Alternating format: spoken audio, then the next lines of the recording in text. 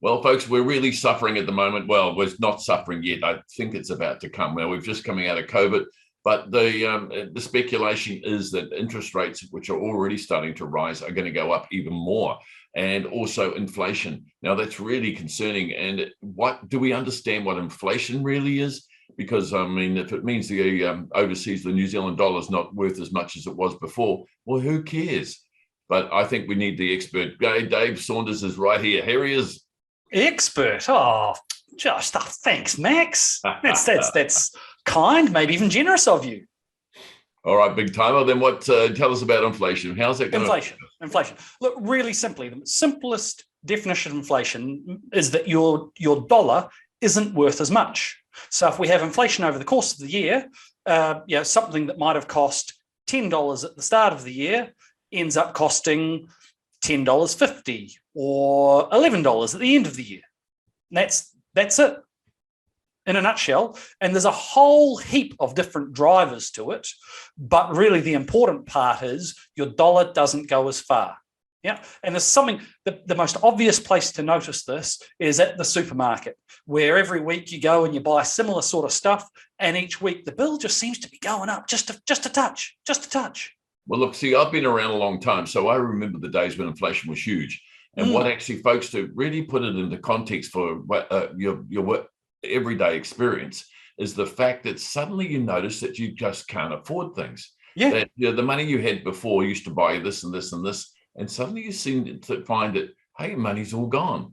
It just creeps up on you, something terrible. And this is about what we're about to face again. And it gets to a point where the government had to intervene very dramatically. I mean, there was wage freezes and all sorts of things going on at that particular time because everything starts to rise and rise and rise.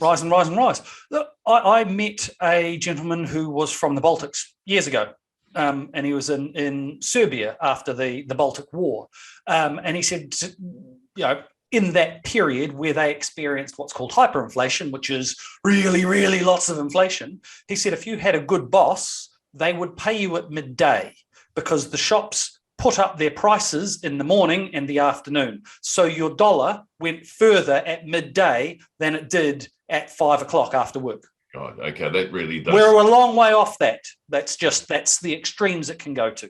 Righto, Dave. So we're business people. We're plodding along. We've got a set hourly rate. We do everything right. So what do we do to prepare for this? I mean, what can a business do? I mean, financially. Well, look, there's before we get to that, because we do go, on the one hand, we're likely to face some price pressure and absolutely need to be prepared for that. But there's another thing at play here, and that's interest rates. And everyone goes, oh, interest rates, I don't have a mortgage. What does it matter? But if you had, say, if someone has a mortgage of, say, $700,000 with, it was over 30 years, they fixed it 2 years ago, 28 years to go, and it's gone from 2.5%, and now it is 4.5%. That's almost an extra $1,000 a month. Yeah. Almost, it's more than $10,000 a year extra in cash that they have to find. And so there's two pressures. Well, we've got this price pressure on the one hand, but what we also might see on the other hand is that people going, oh, my budget's being squeezed because my groceries cost more, servicing my mortgage cost more. Now I can't go and do what we often call discretionary spending that I otherwise could. I can't buy a new spa pool, or I can't buy, I'll start substituting buying cheaper stuff when I go to the supermarket. And it's the combination of those two things. I think interest rates potentially could be a really big deal because New Zealand has some of the least affordable real estate in the world. We're ticking up huge sums of money. And if all of a sudden we've got to tighten our belt to do that at the same time as costs going up, then small businesses need to be paying really, really close attention to their costs and to their margins. Can I just reinforce what you're saying from my personal experience? I built a house and I spec built it way back before it was popular. And I borrowed on it at 8%. Big time in those days, 8% was the interest rates. In it took about 6 to 9 months to build it. By the end of it, the interest rates were 13%. So Yeah. folks, take it into mind, because that's potentially what could happen here. And your Yes. costs, what you thought were reasonable, you afford it, you budget it, are suddenly blowing out outside your control. And just as Yeah. Dave's explained, you've suddenly haven't got the same amount of money you had before. Absolutely. And so, from a business perspective, that flows on. If all of your customers are tightening the belt, then maybe you're not going to enjoy the margins that you have, or maybe there's not going to be the demand that there has been, or maybe your staff are going to go, hey, boss, I really need a pay rise because it's getting harder to put food on the table. Well, I've just been talking to people because wages are going up dramatically right now because you can't get staff. So you've got to increase their pay to get them off your competitor. And well, already that's adding to inflation, isn't it, Dave? So that means it's compounding the problem. It's getting worse and worse.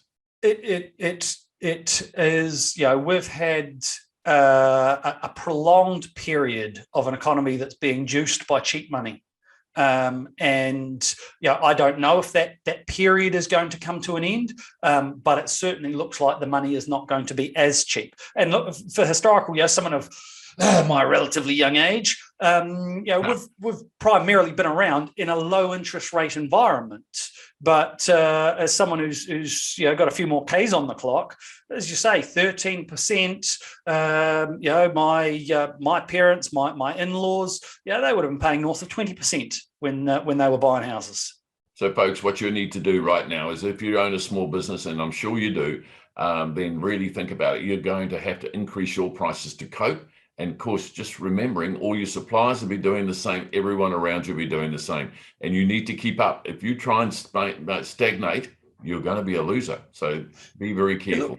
It's maintaining that margin. And part of maintaining that margin, I'll add to what you've just said, is making sure that you've got cost controls in place, is making sure that you're not burning through, wasting. Talking to someone yesterday about the construction industry and amount of waste that it generates with something that had to be redone 4 times. That's the sort of thing that just decimates margin. All right, thanks, Dave, and I think that's going to be very helpful for people. But look, if you got any questions, come back to Dave Saunders. He's the man, he's the accountant, and he's got all the answers.